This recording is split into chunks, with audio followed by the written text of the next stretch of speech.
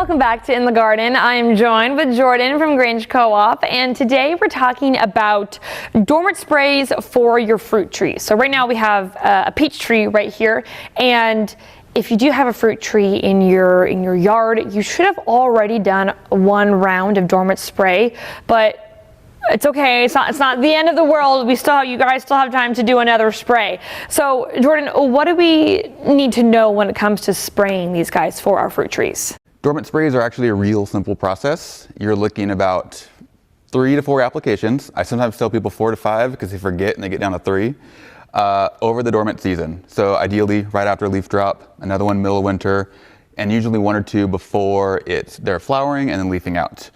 Currently for most people, you're looking at copper-based products being what you can apply. Lime sulfur Bordeaux mixes, those are commonly referenced in gardening books, but can be a little bit hard to find just depending on the season and where you're at and what you have available to you for resources. Mostly almost going to be in a concentrate. So if you got a concentrate, you're going to get your own sprayer. Hose end sprayers work really well. If you have a small tree, a hand sprayer does the job. Or if you don't want to worry about that and your water still turned on with the hose, you can do a hose end sprayer. Wow. Hooks right in. All you're doing is just coating the tree. There's no point in getting runoff. It doesn't do anything in the ground.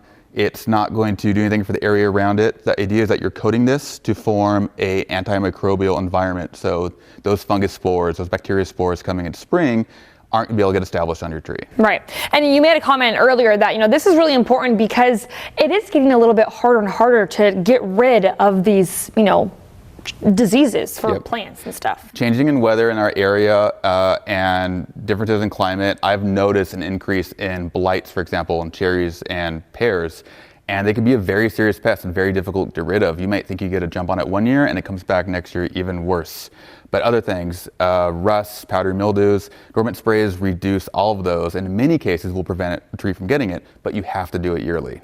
All right, and I gotta ask, because I'm sure people are wondering, if you are gonna be spraying these chemicals onto your fruit trees, if you got pets in the backyard, is it something that you should be, maybe fencing off or something? Well, the good news about these, we're talking about natural derived products, sulfur, copper, elemental things.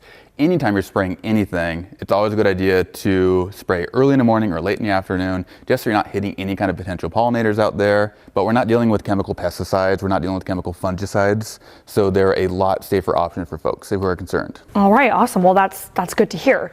So, okay, if you guys want to, make sure that you are using and spraying your dormant sprays, correctly and well enough on your fruit trees, of course, you can go to a Grange Co-op store to hear from the experts and really make sure that you know what you're doing. Or for more information, you can head to our website at KDRV.com. Thank you so much for joining us in the garden.